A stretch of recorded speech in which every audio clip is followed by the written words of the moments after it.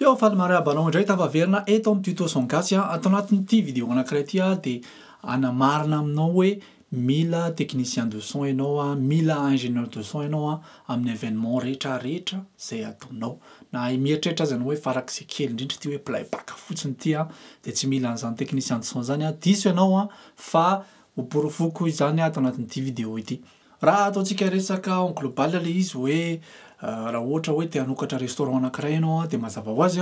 fa ny olona tsy maintsy hojerevanao voalohany indrindra ao anatin'izany dia le mpahandro, zany hoe le cuistot, ny cuisinier anao zany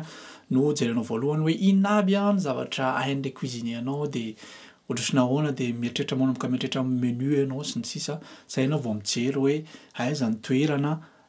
mety possible hanaovana an'izay dia zay ianao vao mijery hoe décoration sy ny sisa, anisana vilia sy ny sisa reny rehetrarehetra zany zavatra fanapiny daholo reny fa ny zavatra voalohany important indrindra ao anatin'ilay izy dia tsy maintsy ilay cuistot aloha no jerevanao voalohany. Dia ohatran'izay ihany koa aty amin'ny lafiny mozika rehefa ohatra ka hanao événement anankiray ianao dia ka ohatra ka hoe concert musique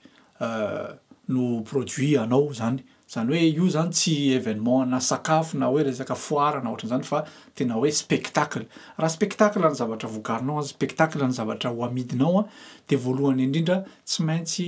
manantona ingénieur de son ianao par rapport amin'ny projet anao. Tsy hoe mieritreritra any alohanao hoe zao projet tiako atao dia zay ianao vao mieritreritra hoe iza le technicien de son ho atsoko hanatanteraka an'io. Zay zavatra zay tena